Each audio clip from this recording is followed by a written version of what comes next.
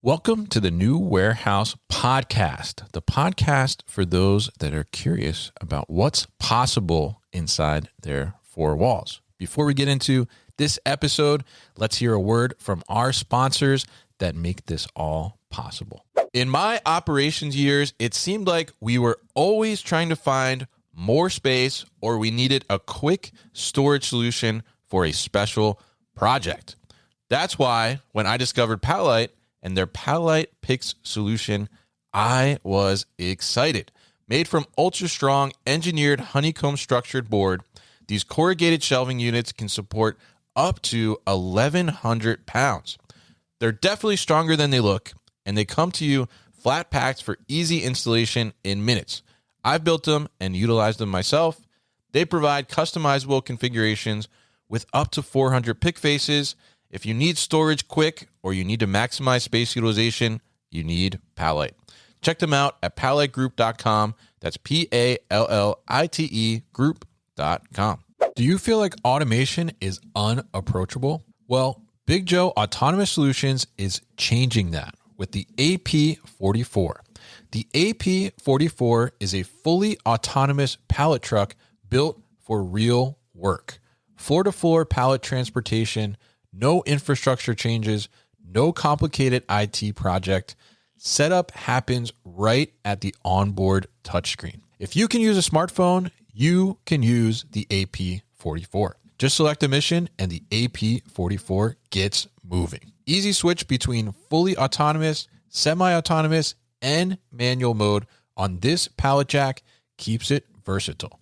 Learn more at BigJoeForklifts.com. That's BigJoeForklifts.com. Thank you to our sponsors, and now let's get to the podcast.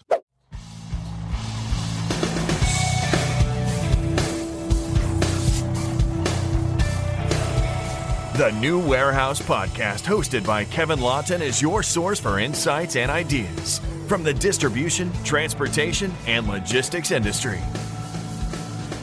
A new episode every Monday morning brings you the latest from industry experts and thought leaders. And now, here's Kevin.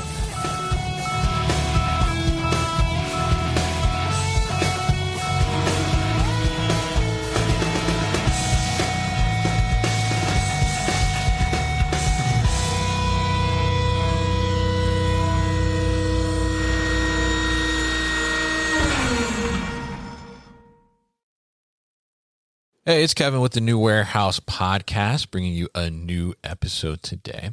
Now, today's episode, we are going to dive into Good Company, who is a 3PL, and we're going to hear a little bit about how Good Company came to fruition, which I think is a little bit of an interesting story. And we're going to talk to Chad Carleton, who is the CEO of Good Company, and he's going to tell us a little bit about their operations, his view on the 3PL world. He also runs this 3PL community, so we're going to get some interesting perspectives on what the 3PL world is talking about, maybe behind closed doors a little bit, and we'll get his views on some of the technology things happening within the 3PL space as well. So very excited to get him on the podcast and hear a little bit about his journey and also what he sees happening in the 3PL space specifically. So Chad, welcome to the show. How are you, sir? I'm great. Thanks for having me. Definitely happy to get you on. I think overdue. We've been getting to know each other over the last few months here, but very happy to get you on the podcast and have this conversation with you. So for people that aren't familiar with you or with Good Company, tell us a little bit about, I guess, what Good Company is and also a little bit about how it started, because you started this business, right? I did. Yeah. So Good Company is a 3PL, and I'm sure most of your listeners know what a 3PL is. So diving maybe just a little bit deeper, we're direct-to-consumer e-commerce focused with maybe 25% of our business allocated toward either drop ship to a major retailer, marketplace sale for major retailer, or wholesale. But most of our brands are omni-channel. We're best for high volume e-commerce, and that's been an evolution that I'll get to kind of in the origin story. But for our 4 to 5 million shipments that we'll send this year, that's across just 20 clients. So we're pretty selective, and we go deeper with fewer partners. Oh, maybe maybe a decent segue to just give the origin story of the company and then how we got to where we are. I was the COO of a company called Everything Kitchens. We were an aggregating retailer. We had 15,000 SKUs from 150 name brands in the kitchen space. If Williams Sonoma sold it, we sold it, plus quite a bit more. We rotated that selection due to just closeouts and new models, and then of course new patterns, probably 25% of our SKUs year over year. That business was started in 2001, drop shipping. So we were way early to all of the e-commerce infrastructure that existed. And naturally, in the early thousands, we began stocking our own inventory and then had always done our own fulfillment. So we grew that to just short of 60 million. We had a couple hundred employees. We built a 50,000 square foot facility here in Southwest Missouri. We're in Springfield, which happens to be a wonderful place to ship from. But then in January of 20, one of our largest vendors, a fragile dinnerware company, came to us and asked if we would do their direct-to-consumer shipments. They were using a 3PL who's too big for me to care about naming them, but I won't anyways. And they were breaking something like 1 in every 8 shipments that they sent out. But that's a lot. To be fair, it was a hard job, right? It was 6 units per order, 20 pounds a shipment, 2,500 different SKUs of 250 different shapes, and they're all open stock fragile dinnerware. So it just wanted to break. It's heavy, it scratches, and we had a great reputation for shipping this product to our own customers. It's kind of a collector item, and they have a very vocal collector community who had publicly endorsed us as at bare minimum, a great place to get it all intact. So nice. It was good. We probably shipped 1 million units to our own customers each year. So in January of 20 at a trade show, they were like, "Hey, we're dying. Do you guys do fulfillment for other brands?" And maybe like a side note here, I'm a terrible COO. And I'm a great business developer, CEO, but the only thing I had to sell at the time was our operations. So I was like, sure, we can do this. And then COVID hits. We went to the moon. Of course, they did too. Everything we sold, not only was it good to e-commerce, but everybody was cooking. So we did great. Especially half our sales were on our website. The other half was on Marketplace, really dominated by Amazon. And we were kind of a poster child for the Seller Fulfilled Prime program, where our geolocation with the 2-day ground radius on generally heavy kitchen goods just made us top of the heap, especially as Amazon's own FBA infrastructure began to struggle. So we agreed, but then COVID hit and they didn't get us inventory until like 2 weeks before Black Friday. So we thought it was going to run on the back of our existing infrastructure, and then we were just maxed out. So we leased another facility, got inventory 2 weeks before Black Friday, became a 3PL. Shout out to Ship Hero, who onboarded us in like record time. We thought it was going to go on our own homegrown WMS, but then we just didn't have the resources to do that. So we shipped 250,000 units for them before the end of the year. We got breakage to like 1 in 200, where it should be on fragile dinnerware. And then the phone just kept ringing after the turn of the year. So a new business was born. We outgrew that initial 12,000 foot facility in just about 6 months, and we leased another 50,000 just down the road. And then referral business got us to where we're at today. And then in 2023, I took the business outright and left Everything Kitchens and took the 3PL with me. Yeah, very interesting and really interesting. I mean, to kind of hear, I guess you kind of grew a business within the business, right? In a sense, and I'm interested to hear, like, how did that kind of give you a unique perspective, since you were like fulfilling for your own kind of inventory and stuff initially, right? And then you kind of spun it out to fulfill for others. I mean, how did that give you a unique perspective on how you were going to approach like this operationally and for the clients? I think 2 things really led to what I think is the winning recipe that we have today. First, perhaps not intentionally, the clients who we brought on in the beginning were the only ones that would sign 2-year agreements. And I think naturally for a brand new 3PL, a 3PL with no name until our third year of business. Yeah. Those were the toughest clients. And we found ourselves doing so many differing, unique things in the name of longevity and reliability that we just had to pick and ship every client totally independent of each other. There were almost no shared workflows. So over time, that evolved to a model where we continue to pick and ship every client totally independent of each other, even though I think I know we don't have the reputation of being the 3PL that only takes on the toughest clients. Today, we have, I think, clients that any 3PL would be very, very eager to get relative to their SKU count and their velocity and the reliability of their operations. But still, we kept the model of dedicated people on the floor. We were managing enough nuance that it never made sense to outsource customer service or account management. So account management has always been right there on the floor. I mean, on the floor. Our account managers are right there, sweating in the heat of July and August with everybody else with their desk on the floor. And then that's a direct line of communication to the client.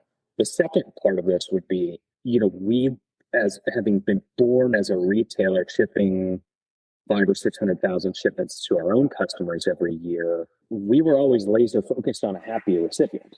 We made strong time in transit promises. We had very late same day shipping cutoffs. We tracked breakage and delivery reliability religiously because we were already doing all of this for ourselves. So taking care of the customer of our customer really wasn't a big leap. And I think I repeat this a lot. It's on our business plan. I think it's written at the facility. The North Star is just a happy recipient.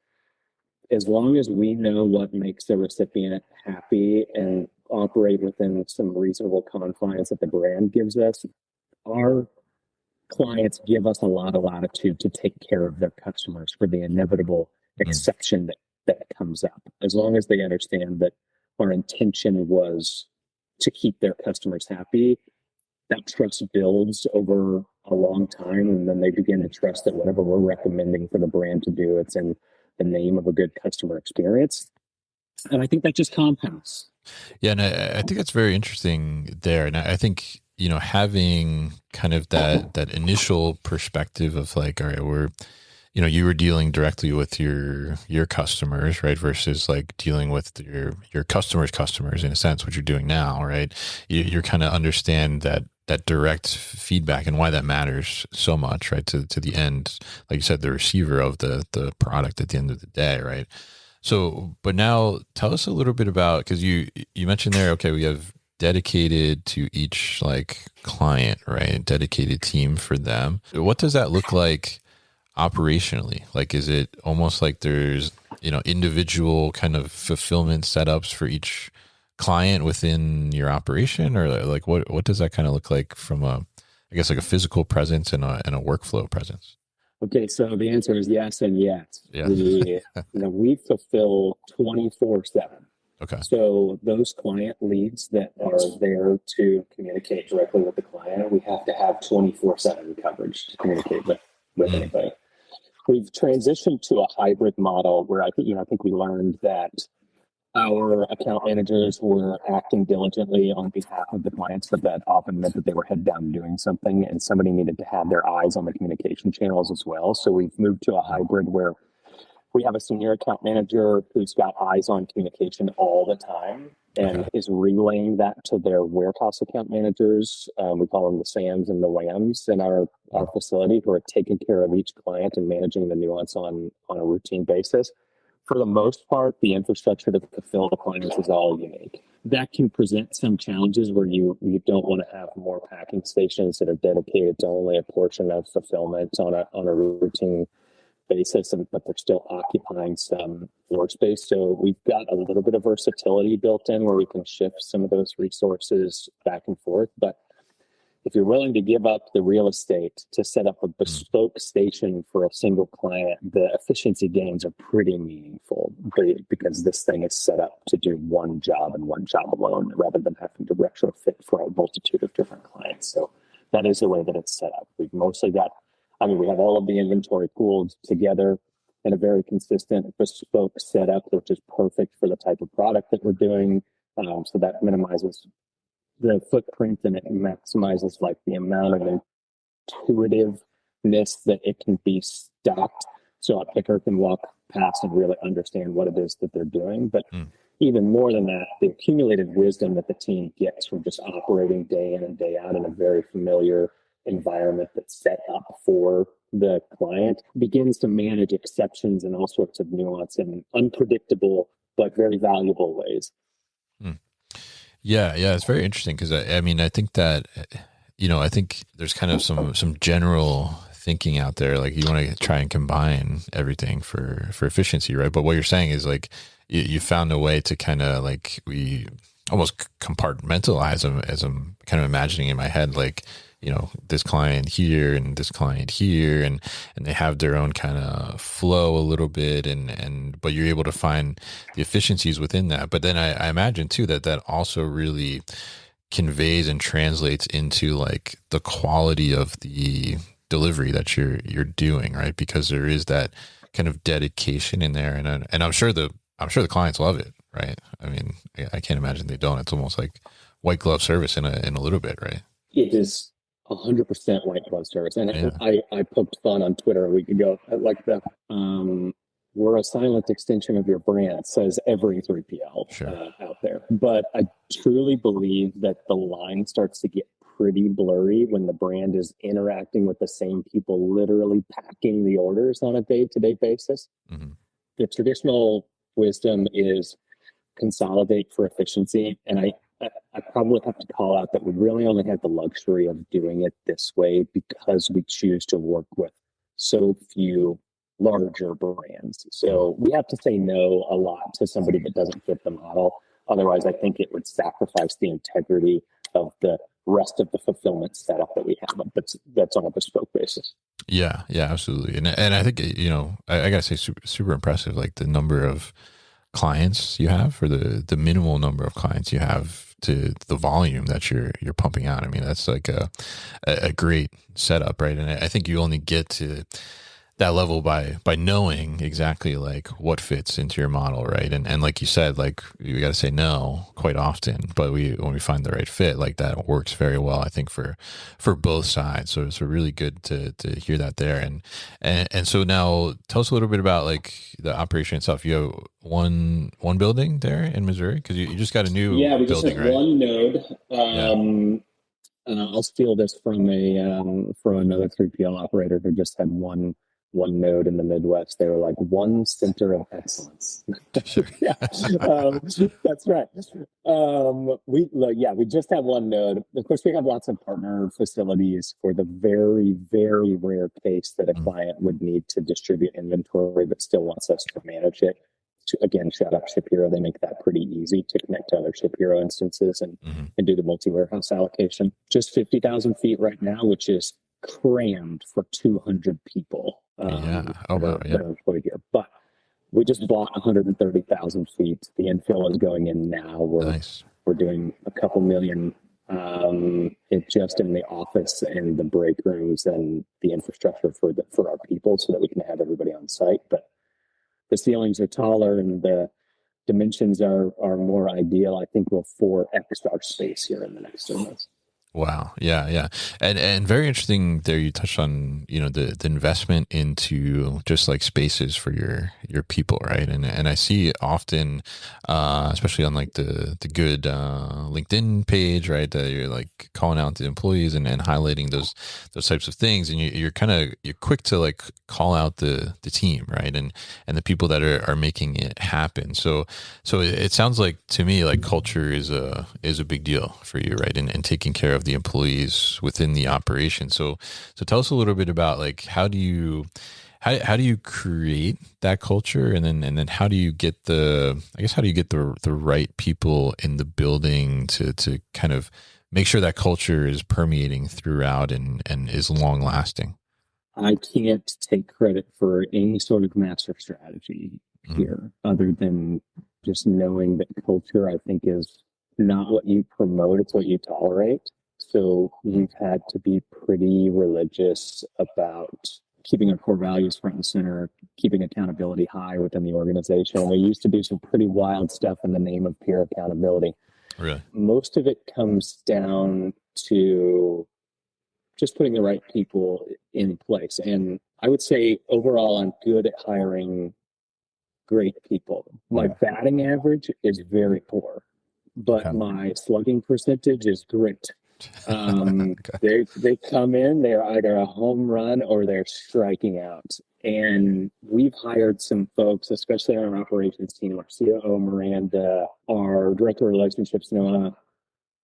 These guys, once you see them hit the ground and really begin taking ownership of their department and living and breathing the values of the company, it like restores your faith in humanity, which can be robbed from you when managing 200 frontline employees at times. It makes you want to become robotic and policy driven. So credit to the team. You know, we're on a 5-week run of hitting 100% SLA. We were at like 99.96 or something before that. And it has fully permeated through the building that you don't want to be the guy who takes it from being 100 to 99.999 or whatever. And that, I think, culture is a hard snowball to get rolling, but once it's really moving, it can kind of sweep people up with it. So it's taken years of diligence, and now the culture is kind of permeated and bringing employees into the fold all on its own. Yeah. And I think it's really interesting to hear kind of how it's evolved itself. And it's almost like what you're saying is almost like kind of feeding off itself. Like you get some people in that are, you know, really kind of carrying the culture, and that becomes a little contagious, I guess, in a sense, right? And I think that's a really funny thing, is that you don't want to be that person to mess up the 100% SLA, because you probably never hear the end of it, right? Everyone would be like, "Oh, you did when you do this, yeah." So very interesting there, and you mentioned kind of, you know, the hiring process, right? And I kind of take your kind of a discerning kind of guy, like you're looking for something in particular, whether it's from a people perspective or solution perspective, whatever the case may be. So what are the things like you're looking for when you're hiring a team member? Like, what are the kind of things that stand out? I mean, obviously, you know, I think in warehouse operations, you know, oftentimes like, it's like, all right, well, you know, people have worked in warehouses before, they have that experience, but a lot of that can be kind of taught, right? But like, what are you looking for from like the perspective of the person to be like, all right, this is going to be a potential fit for good? I agree. I think that your background, for the most part, especially if you're a 3PL in their first 5 years of existence, almost doesn't matter at all. Mm-hmm. You're looking for attitude and aptitude over anything else. On top of that, I think I want people who obviously fall in love with the work that they do. Mm-hmm. And that brings an organic enthusiasm that we could never manufacture. That type of enthusiasm is very contagious, and you get 3 or 4 of those people in a room, and the ingenuity that can come from that group is really incredible. And then I want people with a bias toward action. The worst decision is usually making no decision. So you've got to give people need to feel psychologically safe to make some mistakes, but more than that, just feel safe to like charge forward. Very few things are irreversible, but in the name of progress, we've got to take action when something comes up. If you've got good intentions, I think most of the time that nets the most positive outcome anyways. Yeah, absolutely. And I love that you said, you know, they have to feel psychologically safe in there, because I think that is like a extremely important thing. I'm curious, like, how do you create that psychological safety? Because I mean, that's like a whole kind of science in itself, right? To be able to create an environment where people feel, like you said, like come into the room and just, you know, start coming up with ideas and working on things, and, you know, feeling comfortable to take action or make decisions. I mean, how do you set the tone as the leader for people to be like, all right, I feel comfortable here? Let me give you a side anecdote, which is a pretty Sure. wild story. Okay. I when I tell this story to my peers, they're like, "You run a cult, dude." And I'm like, okay. So, there's a tweet out there: "Good company, we put the cult in culture," or something like that, which did well. Okay, so at the very beginning, like I said, I'm not a great manager, but we were. It was the COVID years. Business was coming in as fast as we could get. I put together an extremely generous bonus program. The business was refreshingly simple. We only had a few clients, so it should have been really easy to hit for everybody. And we were not hitting any of it on any single day. So I came into the facility after listening to a podcast about this program for last chance, like third strike offenders, to go to this halfway house before they did serious time in prison, even for just like misdemeanor stuff. Okay. Where they put them all in this halfway house, and they started a moving company, and the responsibility of the people in the halfway house was to form a cohesive organization. And then, like, these are convicts, not the people that you would necessarily trust with your stuff first, but they became the highest rated moving company in the area by delivering great service that was exclusively based on peer accountability. So I took some elements of that, and I came into the facility one day and I just looked around. Here it is, coming up on the same day shipping deadline. We've got a girl, she's over at a packing station. She's on her phone. She's just kind of screwing around. We got to the end of the day. We didn't hit the bonus goal. And I gathered up the team and I'm like, hey, we're not hitting our goals every day. I noticed that this girl over here was on her phone for a lot of it. And the employees are like, yeah, always on her phone, never pulling her weight and doing it. And I said, okay, why do you let her do that? And they were like, what do you mean? And I'm like, well, why don't you tell her, get off your phone? We all have a job to do. And they're like, it doesn't really feel like it's my place. It kind of feels rude. And I'm like, it's rude that you're not hitting a bonus because somebody over there is on their phone. You're all certainly within your rights to call somebody out on that. So tomorrow, at the end of the shift, I'm going to get everybody together and we're going to talk about what we could do to improve. And you guys are going to have the bravery to call each other out. So we started doing this every day. We got in a room, everybody got together, and I said, look, you're only allowed to bring it up if it happened today. Nothing from yesterday. If you see it, you got to be able to say something about it. Now, where are we going wrong? And I gave them a chance to pick on me first, then our managers, and then everybody else by like the second week. And it was pretty spicy at the beginning. I can imagine. But the people who weren't performing got called out. Within 3 weeks, I lost 50% of our staff. They quit. They self-selected out. Within the next 2 weeks, we had increased performance. We hit all of our numbers and never hired anybody back. So, oh my God, that's amazing.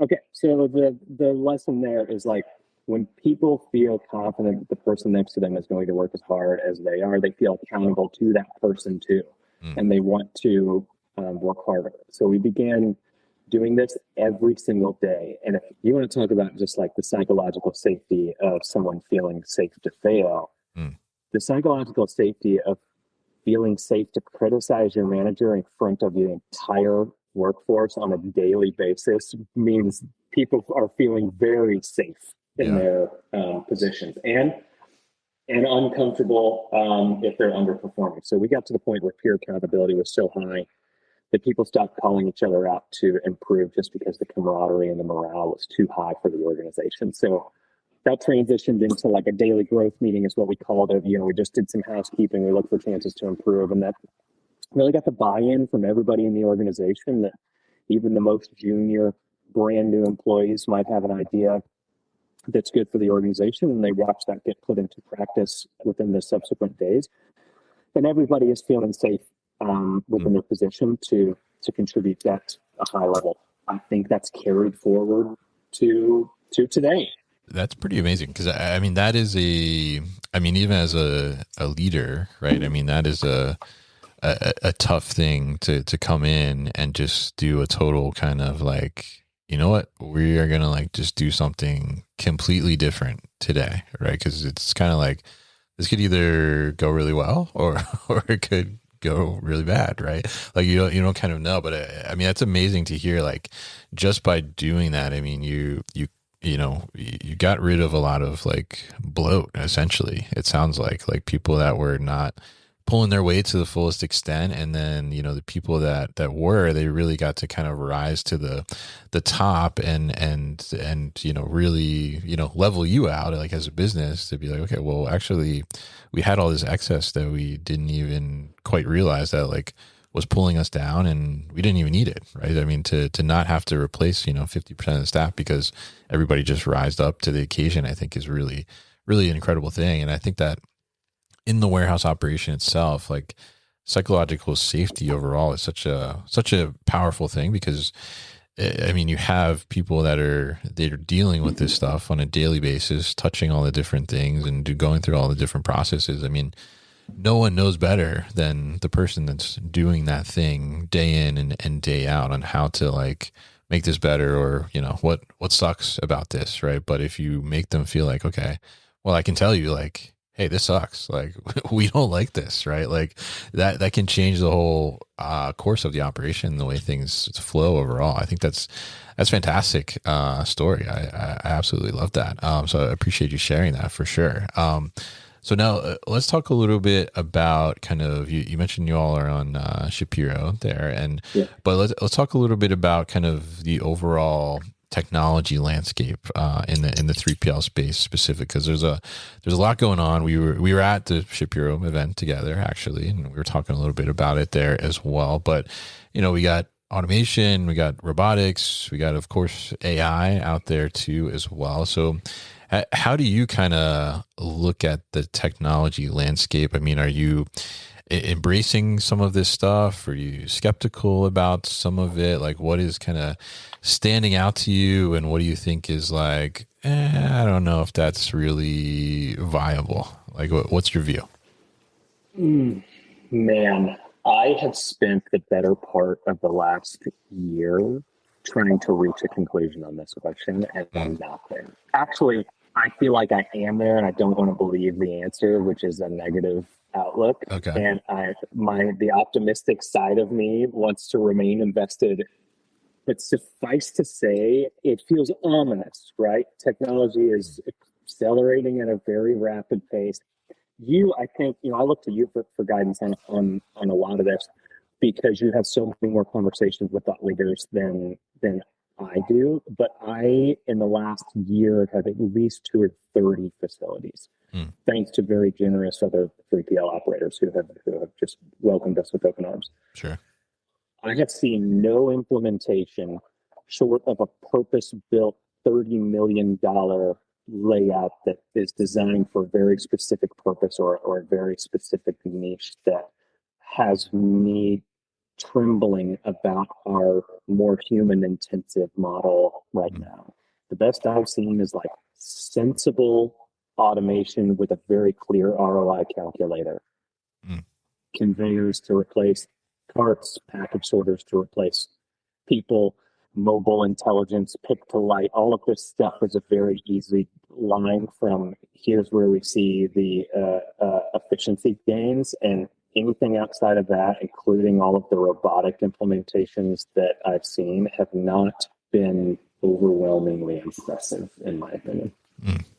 Interesting. Yeah. I think it is very interesting right now, because as you said, like the technology is moving so rapidly. It feels like there's kind of new iterations of stuff all the time happening in it, and I feel like it is kind of like is this quite there yet? But you know, if I wait another year, there's probably something that's more advanced, right? It's like when is the right time to strike almost in some cases, and like you said, you know, there are certainly like implementations that are, you know, not panning out to be what they should be. But that's on the, I guess, the physical side, right? Automation, robotics. What about like from, because AI is obviously very prevalent, right? I mean, what about on like the AI software side? Are you seeing some things there that are catching your attention? Are you doing some interesting things with AI? What about that side?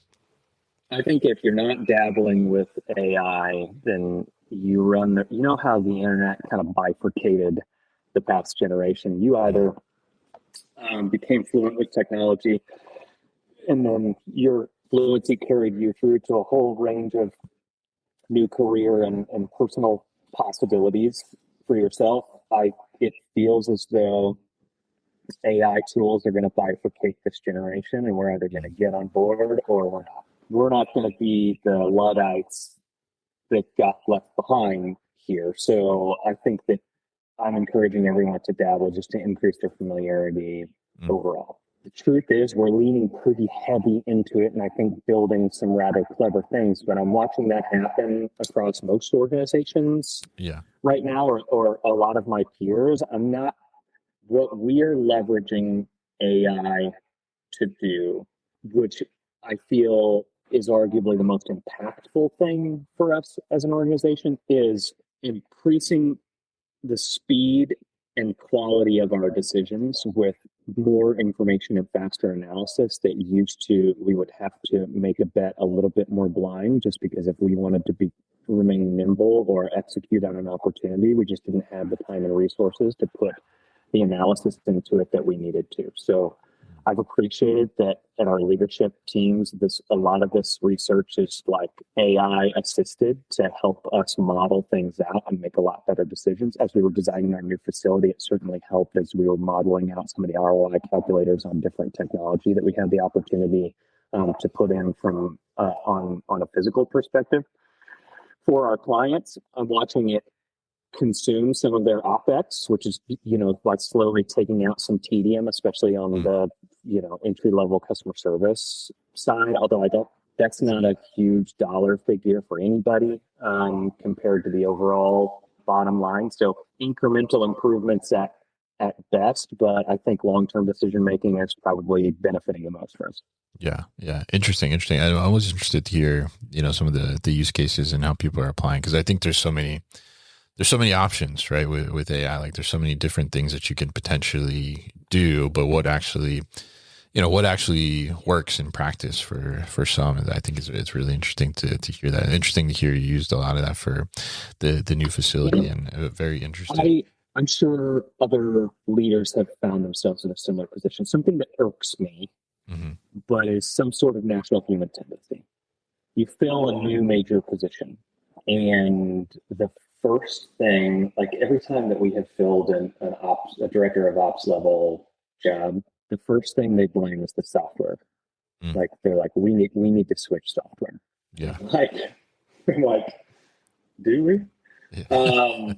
Or whenever we're encountering a problem, especially as a very creative leadership team, we tend to try to build tools to over support our middle management to try to, like, man, labor is too high. We think it's because we're wasting things. Let's build them a new labor planning tool. And I bet I've watched 8 different labor planning tools get built. And here comes AI, which makes the speed to building somebody a tool even faster and slicker than ever. Like, oh my God.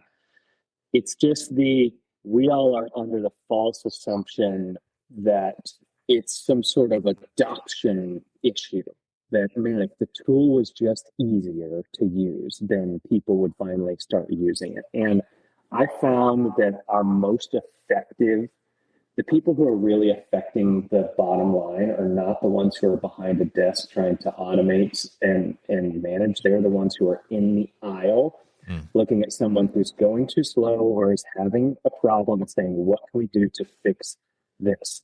So our director of operations, his name's Fred, he's absolutely crushing right now. Best thing I ever saw out of him was he was spending 6 hours a day just tracking people's time in the most old school way that he possibly could. Yep. But he drove results. Like we saw results day over day. And then the time is right for us to go, Fred, how can we save you some time with a tool that's purpose built to the method by which you produce results? So I think the risk here is for all of us builders with AI to be able to create things so quickly and to be so much ingenuity. My God, look at this beautiful thing that I built for our business. It's like, did your business need that? Are your people going to use it? Is this a results focused tool? And if not, I would say scrap it. And then the second category is probably just automating tedium. There's only so much tedium to automate, guys. How much can I save off of the white collar side of our business? And is that even 4% of the blue collar side of the business? So we're going to focus our efforts where the return is highest. And I don't think technology is always the thing that's going to drive the result there. Yeah.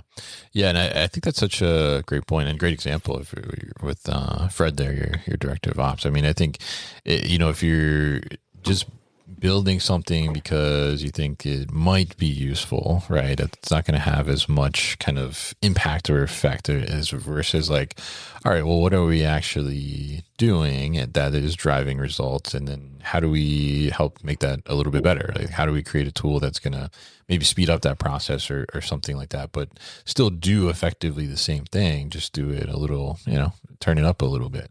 And I think that's a really good perspective. I always remember I was at this conference a couple of years ago and was talking to somebody and they're like, we bought this system and, I spent like $1 million on putting this system in and nobody uses it.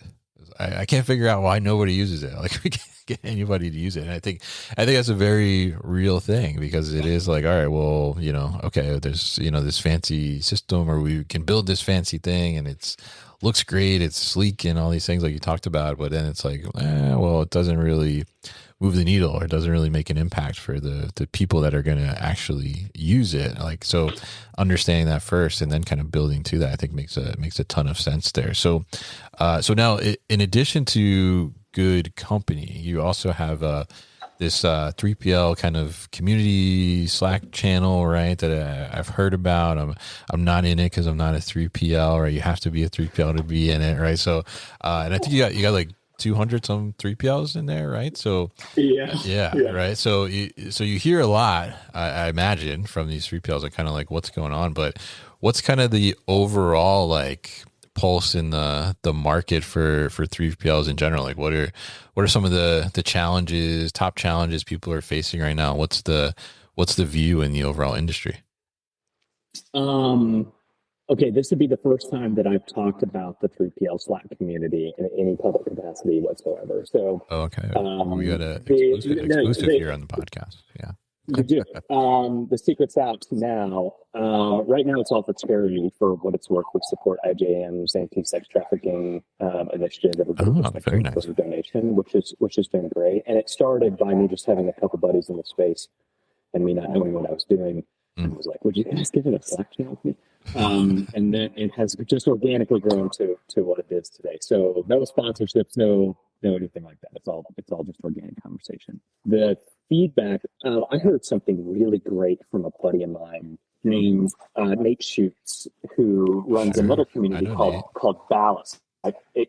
He's great. He took an anecdote from some other community that was for artists and creators, and he's in the community's tagline was like, look, when a bunch of art critics get together, they talk about theory and design and history and but when a bunch of artists get together, they talk about where to buy the cheapest paint thinner. And we have a bunch of artists together right now.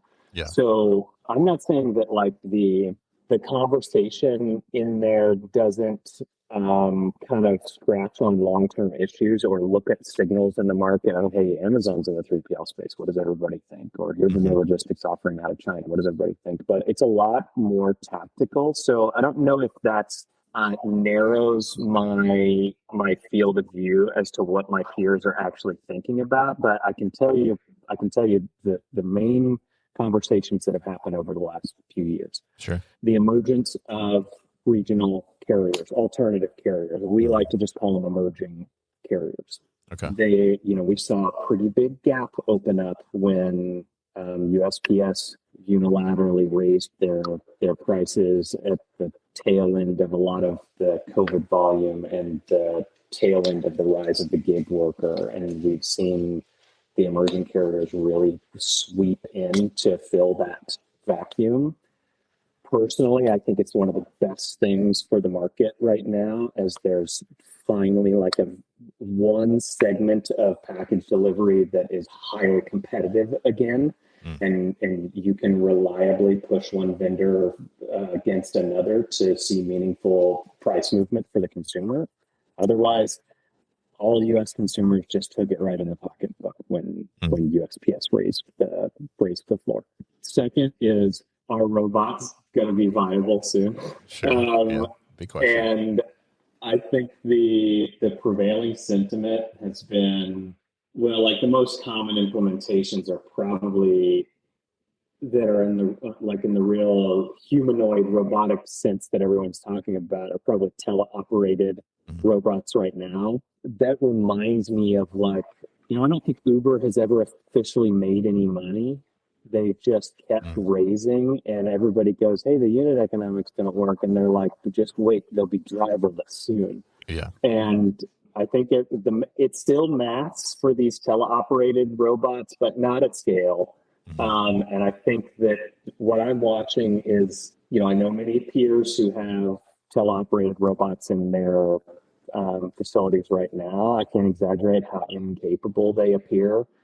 But the math's still maths, right? We're just outsourcing physical labor to another country. So I don't see us turning that corner anytime soon. But we might, robots as a service is certainly catching a lot of attention. And then outside of that, I think we all just saw some margin compression over the last couple of years. So the tariff uncertainty drove a lot of that. There was, the pendulum swung back the other way, and there was a lot of austerity, and brands didn't want to affect demand by passing any increases on to their customers. So they just squeezed the supply chain. And, unfortunately, I think what happened was brands wanted money out of the supply chain, but most 3PLs, we're a labor arbitrage business. We can only get so low. It required us to all get creative, but really postage is the majority of an invoice anyway. So people were looking to discount postage. And I think that there's a pretty big gulf between the emerging carriers economy options and the next nearest DHL e-commerce or even USPS ground advantage. So I think what happened was the emerging carriers swept in, the 3PLs let them consume a lot of that volume, then marked postage up higher than they typically would to make up for the lost margin that they just had to bring on to the brand. And then they passed on maybe 20 or 30% of the savings to the regional carriers. But there is a quality of service sacrifice there. So I think in the aggregate, the consumer is not getting as good of an experience in the name of not having their prices adjusted. And then the tariff refunds are happening right now, but I think everybody's gotten acclimated to this new normal, or the price of acquiring a customer is a lot more dynamic than the 3PLs adjusting their prices back to their customers. So I think that's where all that margin went. Yeah. And we've got a new floor to operate from now. Yeah. Interesting perspectives there. And I think, it's incredibly interesting. I think, one thing that is really interesting to me about the 3PL space in general. It's just how willing everybody is to like share with each other and like give each other advice. I mean, you're all effectively competitors, right? Competitors. At the very baseline of it. I mean, there's different specialties. Sure, like this customer may not be a fit for you, so it doesn't really matter, I guess. But in a sense, like you're all competing, but that sharing and that community sense, I mean, is so amazing to me. So it's very interesting to hear how you're able to kind of talk about these things and figure them out, kind of as a group. And as you said, you started the community because you're just like, well, I don't really know what I'm doing, so I want to talk to some other people and figure this out together a little bit. So I think that's really interesting and really interesting kind of perspectives there, and really appreciate you coming on the show here today, Chad, and talking to us and telling us all about good company and kind of the origin stories and some really, really good, interesting kind of culture and leadership lessons within there too as well, and just your overall perspective on the 3PL industry. You're definitely a recognized voice, I think, within the 3PL space. I hear quite often. So appreciate you taking the time to join us today. If people are interested in connecting with you, learning more about good ships, maybe they're a 3PL and they want to try and work their way into this community, what's the best way to get in touch? Chad at goodcompanyships.com, or find me on Twitter at Chad Carleton, Carleton.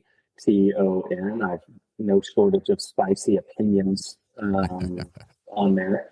Or just go to the website and check us out.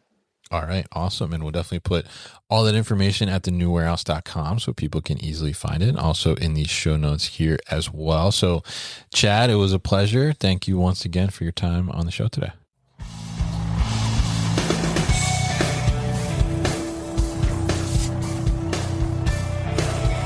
You've been listening to the New Warehouse Podcast with Kevin Lawton. Subscribe and check us out online at thenewwarehouse.com.